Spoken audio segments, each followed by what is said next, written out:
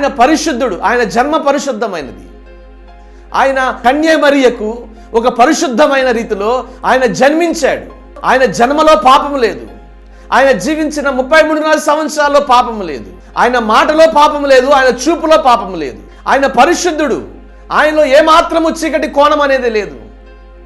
మరి చీకటి లేనివాడు, వెలుగై ఉన్నవాడు మనుష్యుని వెలుగుగా ఎందుకు చేయలేడు? చేయగలడు.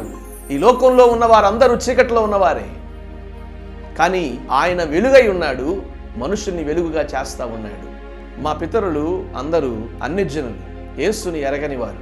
విగ్రహారాధన కుటుంబంలో పుట్టిన నేను చీకటి బ్రతుకులు బ్రతుకుతూ ఈ లోకంలో ఉన్న అన్ని విగ్రహాల చేత ఆరాధిస్తూ పూజిస్తూ వాటిని వెంబడిస్తున్న కుటుంబంలో పుట్టిన నేను నా జీవితంలో నిజమైన వెలుగు ఏది అని అన్వేషించిన దినాలు ఎన్నో. అసలు నిజమైన దేవుడు ఎవరు? భారతదేశంలో 3 కోట్ల దేవతలు ఉన్నారని చెబుతూ ఉంటారు. మరి నిజమైన దేవుడు ఎవరు? మనిషిని వెలిగించగలిగిన దేవుడు ఎవరు? మనిషిని పాపముల నుంచి విడుదల కలుగు చేయగలిగిన దేవుడు ఎవరు అని అన్వేషణ కలిగి ఉన్నప్పుడు నా జీవితంలో ఒకానొక దినాన్న వెలుగైన యేసు నా జీవితంలోనికి రావటం జరిగింది.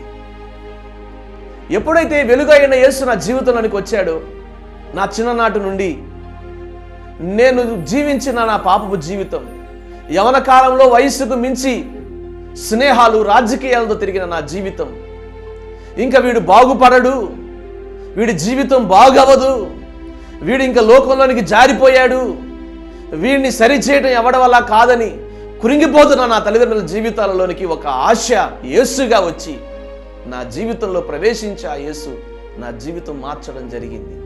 ఎప్పుడైతే నిజమైన వెలుగైన యేసు నాలోనికి వచ్చాడో, చెడు స్నేహాలు మానేశాను, చెడు తిరుగులు మానేశాను, చెడు అలవాట్లు మానేశాను, పాపానికి చీకటికి నాలో ఇంకా తావు లేకుండా పోయింది.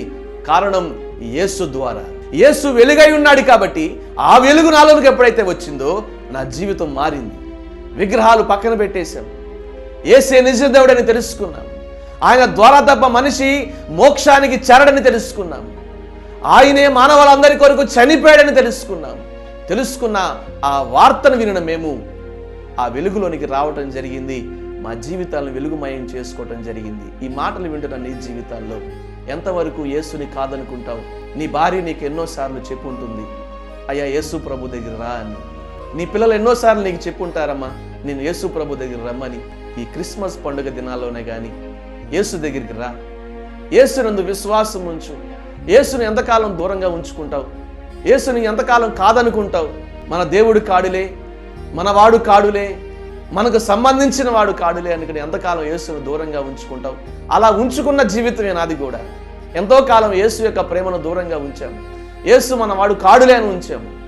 మనం పుట్టిన దేశం ఏంటి, నేను పెరిగిన సాంప్రదాయాలేంటి, నాకున్న పద్ధతులేంటి, ఇవన్నీ కాదని అమెరికా దేవుడిని తీసుకొచ్చి నమ్మాలా, ఇంట్లో పెట్టుకోవాలా అనుకున్న కుటుంబాల నుంచి పుట్టిన వారమే. కానీ ఎప్పుడైతే యేసు ప్రభు వారి యొక్క ఆ వెలుగులోనికి వచ్చామో, అయ్యో ఇంతకాలం ఈ నిజమైన వెలుగుని కాదనుకున్నామా, చీకట్లో నడిచామా, ఈ ఆనందాన్ని ఎందుకుని పోగొట్టుకున్నామా అని బాధపడిన దినాలు ఎన్నో. ఆయన వెలిగిస్తాడు మానవ జీవితాన్ని.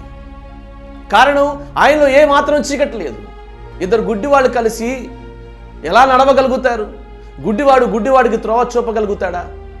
ఆయనలో పాపముందని ఎవరు రుజువు పరచలేకపోయారు, ఎవరు ఆయనను ఏలెత్తి చూపించలేకపోయారు. కారణం ఆయన పరిశుద్ధుడైన దేవుడు, ఆయన పవిత్రుడైన దేవుడు ఆయన.